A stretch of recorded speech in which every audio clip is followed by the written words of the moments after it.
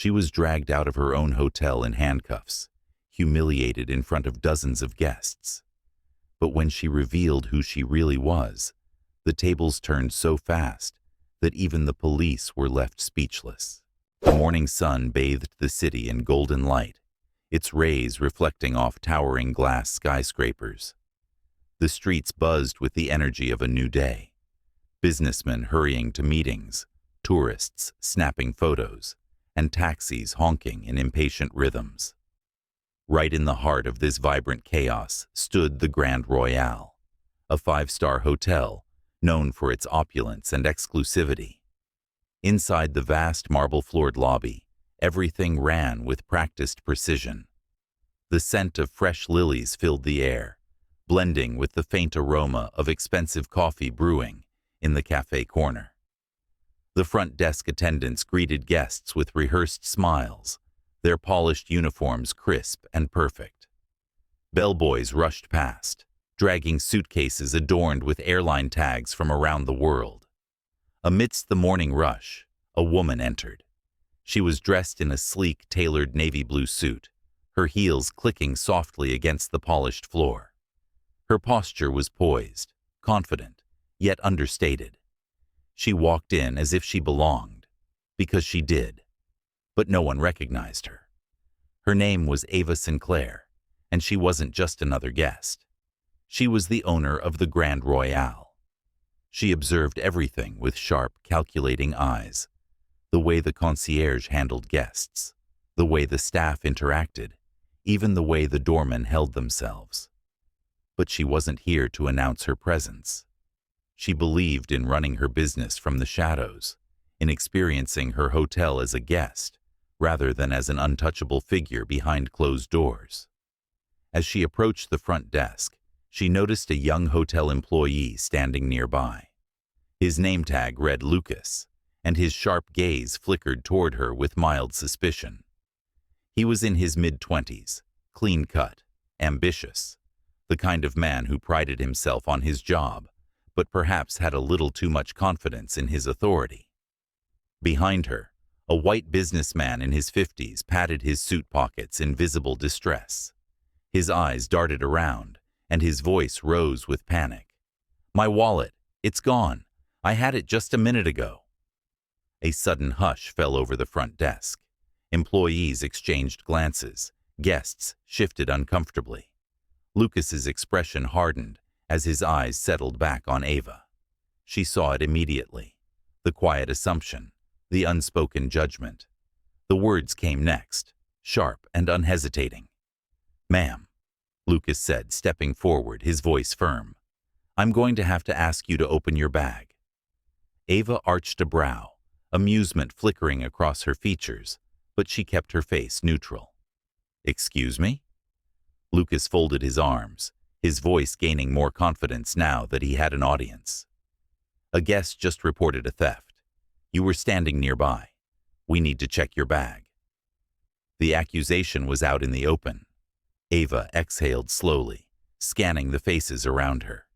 Some of the staff avoided eye contact, pretending to be busy.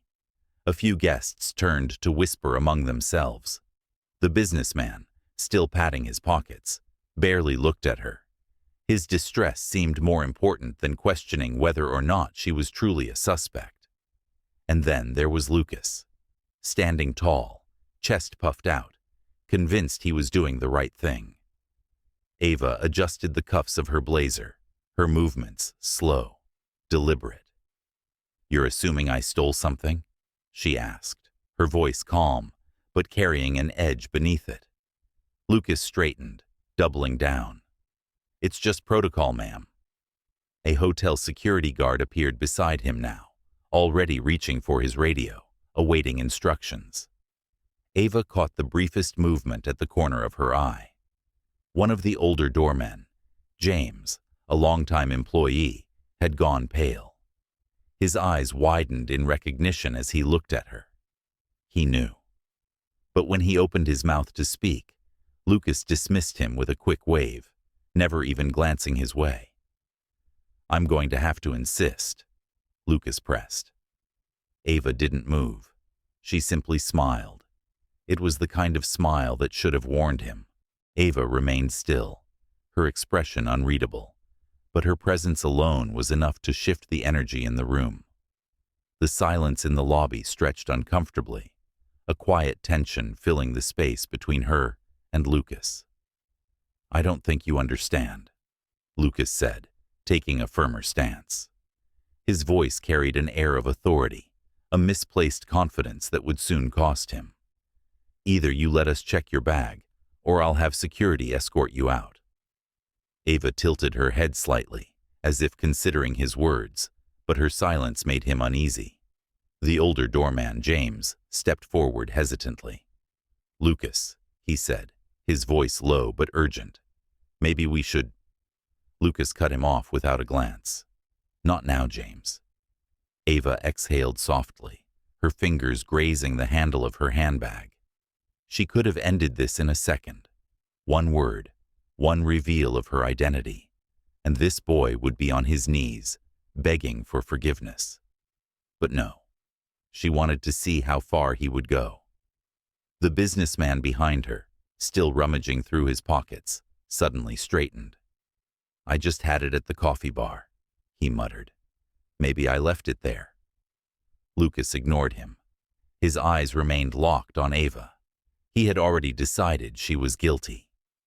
"Security," he called out. Two uniformed guards approached, their movements brisk, efficient. One of them, a stocky man with a radio clipped to his belt, gave Ava a once-over before nodding at Lucas. "What's the problem here?" "This woman is refusing a bag check after a guest reported a missing wallet," Lucas announced, his tone cool, professional, as if this were just another routine incident, as if he weren't about to make the biggest mistake of his life. A murmur rippled through the lobby. Guests slowed their steps, some openly staring, others pretending not to. The uncomfortable truth of the situation hung thick in the air. They all saw it. A black woman, an accusation, a white employee pushing for immediate action. It was a familiar story. The stocky guard turned to Ava. "Ma'am, we just need a quick look in your bag. If you cooperate, we can resolve this fast." Ava smiled again, calm, composed, but undeniably sharp. "And if I don't?" Lucas scoffed. "Then we'll have to assume you're hiding something." Her eyes flicked to the businessman, who was now speaking with a barista across the room. She saw the exact moment he realized his wallet was sitting right on the counter where he'd left it. His face paled. Lucas hadn't noticed yet. Ava took a slow step forward, her gaze never leaving his. "And tell me, Lucas, do you do this to every guest who walks through those doors?" Lucas's jaw tensed. "Only when there's reasonable suspicion." "Ah," she murmured, amusement lacing her tone.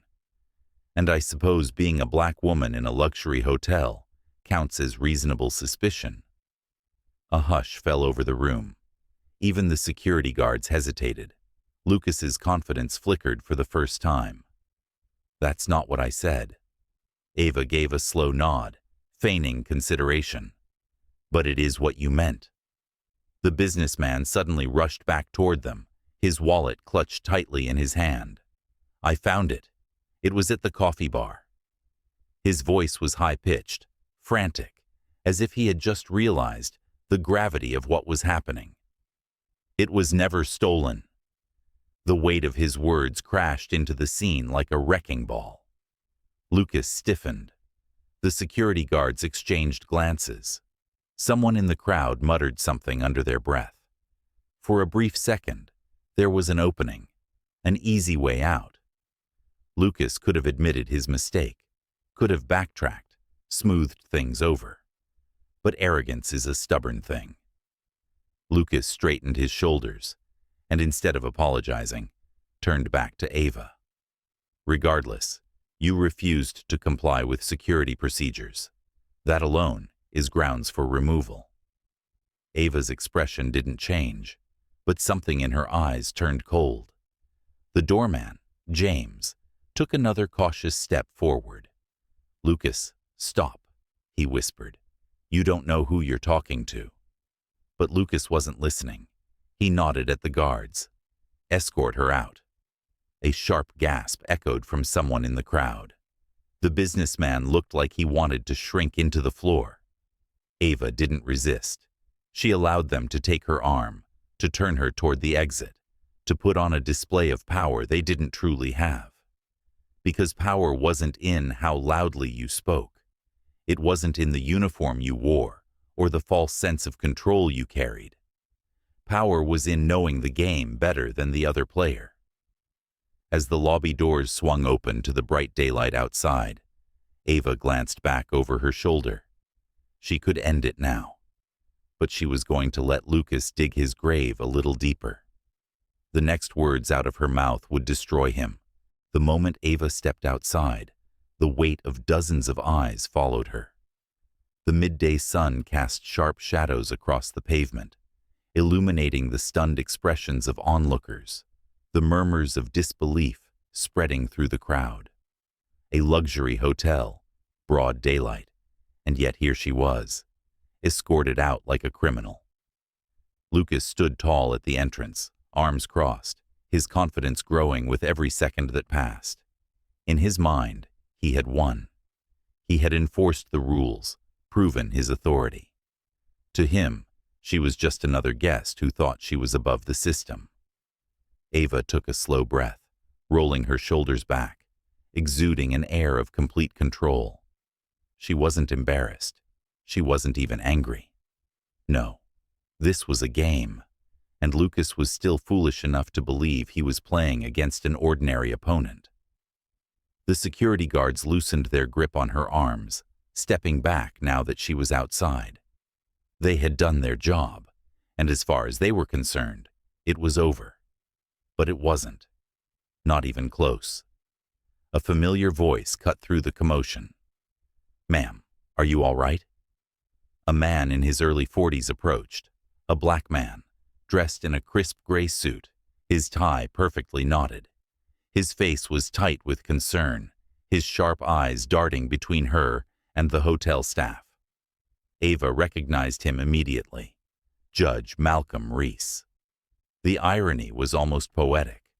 A sitting judge, a man who had spent his entire career fighting against systemic injustice, had just witnessed her own experience firsthand. Lucas barely spared the man a glance before scoffing. "Sir, this is hotel business. Please keep moving." Reese's gaze hardened. "I'd suggest you think carefully about how you're speaking to me right now." Lucas smirked, tilting his head. "And why's that?" Ava suppressed a smile. This was going to be even better than she thought. Reese reached into his inner jacket pocket and slowly pulled out his ID, flipping it open to reveal his judicial badge. "Because I'm Judge Malcolm Reese of the Superior Court, and I'd love to hear the legal justification for dragging this woman out of your hotel." Lucas's expression flickered, a brief hesitation that betrayed his rising panic. But still, he doubled down. "There was a theft report," Lucas insisted. She refused to cooperate. Reese narrowed his eyes. "So, instead of investigating properly, you jumped to a conclusion, detained her without cause, and humiliated her in front of an entire lobby." A muscle in Lucas's jaw twitched.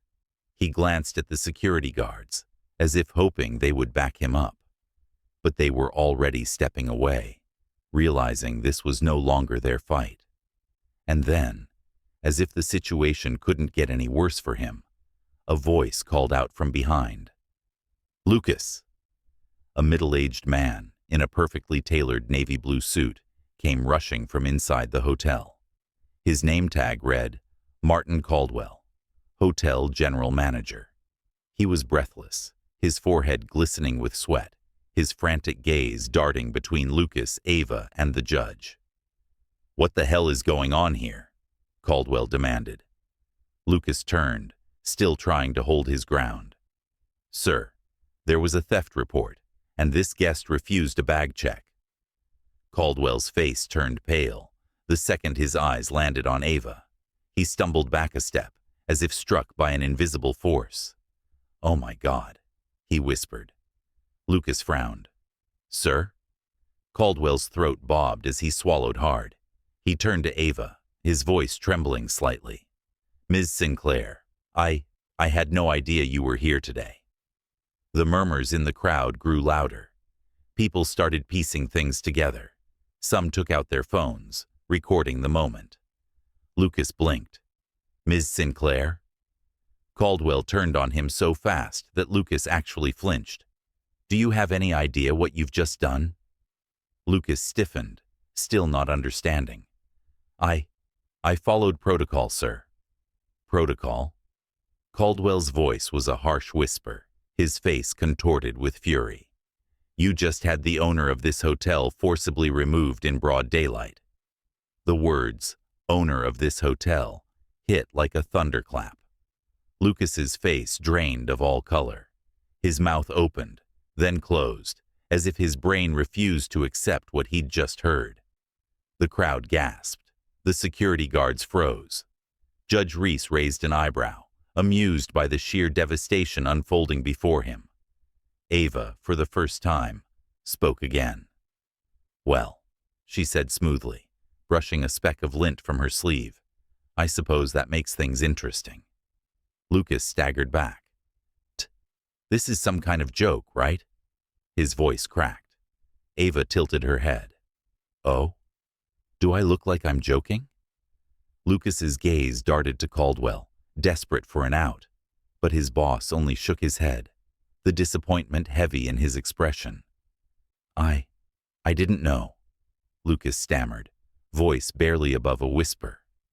Ava took a deliberate step closer, her eyes locking onto his. "And that," she murmured, "is precisely the problem." Lucas swallowed hard, the full weight of his actions crashing down on him. He had thought himself untouchable, wielding his authority like a weapon, only to realize too late that he had been playing with fire. The hotel doors swung open again, and another staff member rushed out, whispering urgently in Caldwell's ear. His face twisted in horror as he turned back to Ava. "The board of directors is on the phone," he said, his voice barely steady. They want to speak with you." Ava let the words hang in the air for a moment before nodding. "Of course they do." Then she looked back at Lucas, who was visibly shaking now. "Wait here," she told him, her voice eerily calm. "I'm not finished with you yet."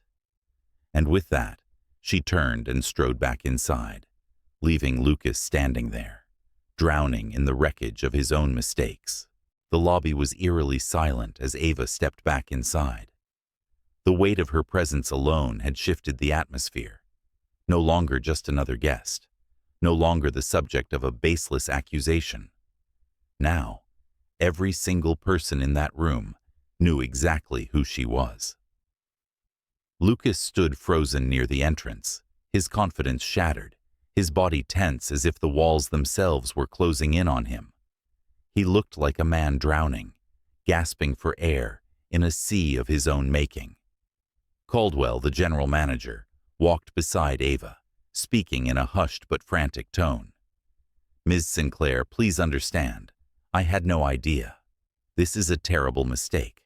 I assure you, Lucas will be dealt with immediately." Ava didn't respond. She wasn't interested in empty apologies or knee-jerk damage control. She walked past the front desk, where employees now avoided eye contact, their faces tight with anxiety. The same guests who had watched her humiliation minutes earlier now pretended to be busy, some even stepping aside as she passed, almost as if they feared they'd be next. Judge Reese followed at a distance, arms crossed, his expression unreadable. He wasn't here to intervene. He was here to witness. Ava stopped in the center of the lobby and turned, slowly. Lucas. His name sliced through the silence. Lucas flinched but forced himself to step forward. His hands twitched at his sides, as if fighting the urge to shove them into his pockets, to hide the panic now flooding his veins. "Yes, ma'am," he said, his voice barely above a whisper. Ava studied him, her sharp gaze peeling back every layer of false bravado he had left. "Do you know what the biggest mistake in business is?" she asked, voice smooth as silk. Lucas swallowed hard. Ma'am, It's assuming you know who holds the power in the room," she continued, cutting him off effortlessly.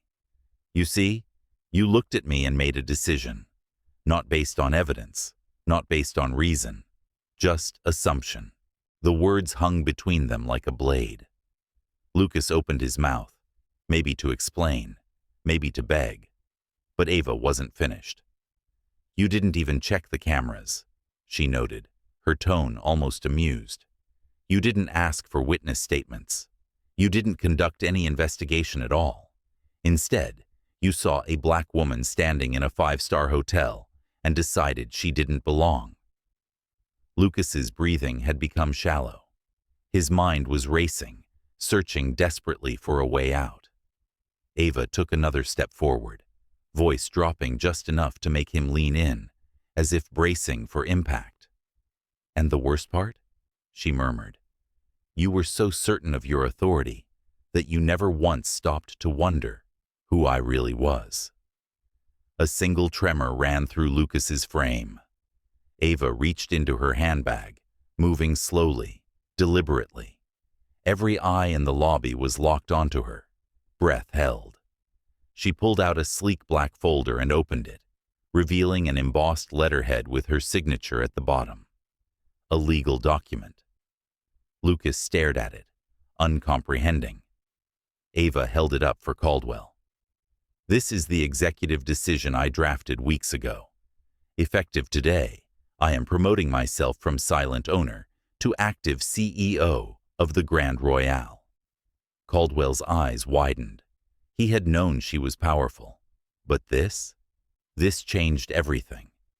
Ava turned back to Lucas, her expression cool, calculated. "And that means I now have direct authority over every single employee in this building." Lucas let out a shaky breath, the reality of his situation crashing down on him like an avalanche. Ava closed the folder with a quiet snap. "Now," she said, tilting her head slightly, "what do you think I should do with an employee who publicly humiliated the CEO of this company?" Lucas's entire body went rigid. He knew there was only one answer. Lucas stood there, his breathing shallow, his face drained of all color. He had no more arguments, no more excuses. Every ounce of arrogance had evaporated, leaving only raw, unfiltered panic. Ava let the silence stretch, watching him squirm under the weight of his own actions. Then, slowly, she turned to Caldwell, her voice measured, deliberate. "I assume you have termination paperwork ready?" Caldwell nodded so quickly, it almost looked desperate. Yes, ma'am. Effective immediately." Lucas's mouth opened, his hands twitching at his sides, but the words refused to come. He had spent years carrying himself with authority, believing he was untouchable. Now, stripped of that illusion, he was just another man who had underestimated the wrong person. Ava studied him for a moment, then exhaled softly. "No need to drag this out," she said, tilting her head. "Lucas, you're fired. Hand in your badge and leave the premises." The finality in her voice was absolute. Lucas swallowed hard, his fingers trembling as he unclipped the small gold name tag from his lapel. He hesitated, as if expecting someone to intervene, to defend him. No one did. He placed the badge on the front desk, with slow, deliberate movements. Then, without another word, he turned and walked toward the exit, his steps heavy, his posture broken. The doors swung shut behind him. A breath of tension released from the room, but the weight of the moment still lingered. Ava turned to Caldwell. "There will be a full review of hiring and training procedures. I want a report on my desk by the end of the week." Caldwell nodded fervently. Of course, Ms. Sinclair Judge Reese, who had remained silent throughout the exchange, finally let out a soft chuckle. Remind me never to get on your bad side. Ava smirked. Smart man. She adjusted her blazer, then glanced around the lobby, making direct eye contact with a few employees, ensuring the message was clear. This was a new era. Then, without another word, she strode toward the elevators, head held high. She had arrived. The elevator doors slid open, and Ava stepped inside, pressing the button for the top floor. Just before the doors closed, she turned slightly, her gaze sweeping across the lobby one last time. Some employees still looked stunned, their expressions unreadable. Others straightened their postures, suddenly aware that this wasn't just a one-time incident. Things were about to change. Caldwell wiped his forehead, already scrambling to contain the damage. Judge Reese shook his head with quiet amusement, before giving Ava a respectful nod. As for Lucas, he was gone. The moment was hers. She had taken back her power, not through rage, not through force, but by simply being the person they had refused to see from the beginning. The doors began to close, and just before they shut completely, Ava spoke one final time. Let this be a lesson, she said, voice smooth, unwavering. Be very careful who you underestimate. Click. The doors sealed shut. Somewhere in the lobby, a guest let out a breath they hadn't realized they were holding. Someone else whispered, "Damn." Because in that moment, everyone understood. They had just witnessed something legendary, and that's a story people wouldn't forget. But what about you? Have you ever seen someone underestimate the wrong person? What would you have done in Ava's place? Let me know in the comments. And hey, if you loved watching karma work its magic today, don't forget to hit that like button, share this video, and subscribe for more powerful stories like this. Trust me, you won't want to miss what's coming next.